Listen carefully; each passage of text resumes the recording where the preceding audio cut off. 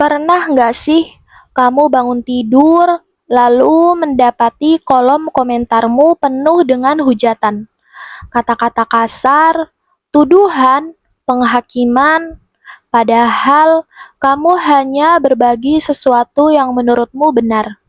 Di era media sosial, kita bisa menjadi viral hanya dalam semalam, tapi juga bisa dibenci dengan kejam, bahkan tanpa alasan.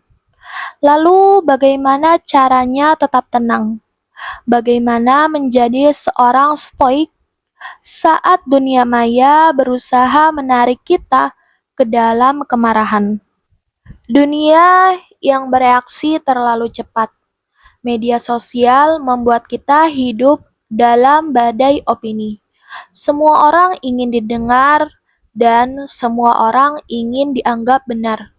Tapi sangat sedikit sekali yang benar-benar ingin memahami. Dalam stoikisme ada satu prinsip yang sangat penting. Kita tidak bisa mengendalikan apa yang orang lain katakan, tapi kita bisa mengendalikan bagaimana kita merespon. Ketika seseorang menghujatmu, itu bukan tentangmu, itu tentang persepsi mereka, tentang luka mereka, dan tentang cara mereka melihat dunia. Dan tugasmu bukan membuktikan bahwa mereka salah.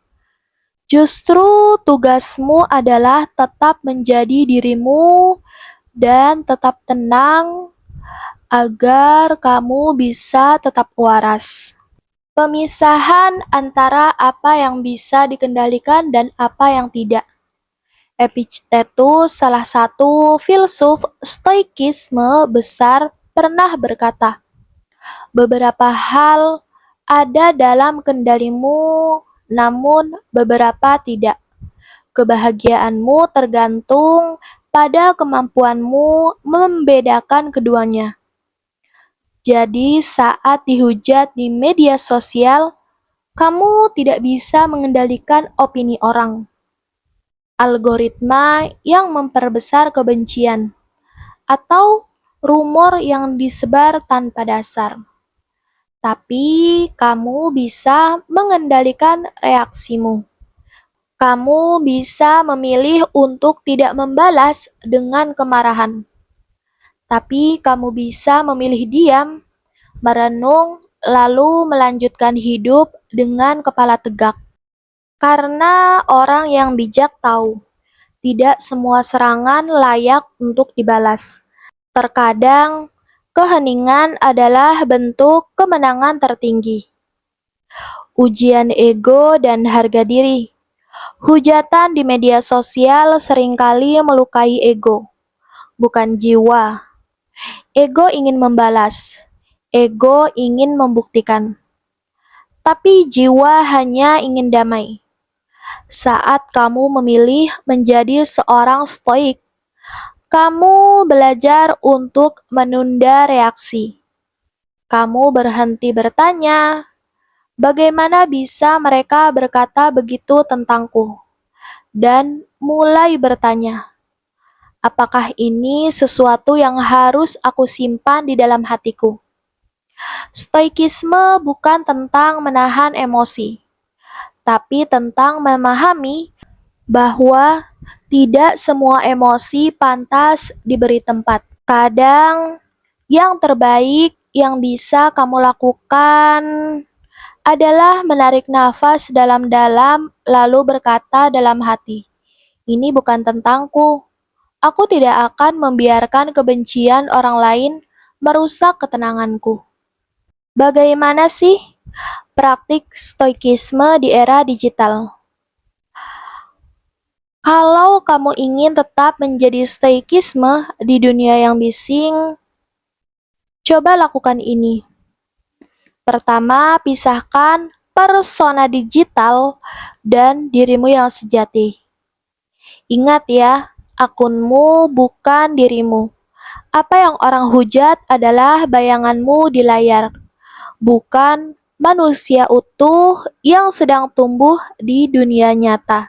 Gunakan jeda sebelum merespon. Jangan balas komentar saat emosi. Tunggu sejam atau sehari. Kadang, waktu sendiri adalah jawaban terbaik. Bersyukur atas kritik, bahkan yang sangat pedas sekalipun. Setiap hujatan bisa jadi cermin, entah menunjukkan kelemahan yang bisa kamu perbaiki atau sekedar mengingatkanmu bahwa tidak semua orang akan menyukaimu. Dan itu tidak apa-apa. Batasi konsumsi kebisingan digital. Stoikisme bukan berarti cuek, tapi sadar kapan harus berhenti membaca komentar dan kembali hidup di dunia nyata. Latih kesadaran diri saat ada yang menyerangmu. Perhatikan apa yang kamu rasakan. Sadari sensasi itu tanpa menolak, lalu lepaskan secara perlahan. Dunia maya sering membuat kita lupa bahwa di balik setiap komentar ada manusia, termasuk dirimu sendiri. Kamu bukan layar, kamu bukan angka like, kamu adalah kesadaran yang bisa memilih. Apakah aku mau bereaksi atau mau tetap tenang? Menjadi stoikisme bukan berarti kamu kebal terhadap rasa sakit. Terima kasih sudah menonton sampai akhir. Jangan lupa ya, like, komen, dan subscribe YouTube kami.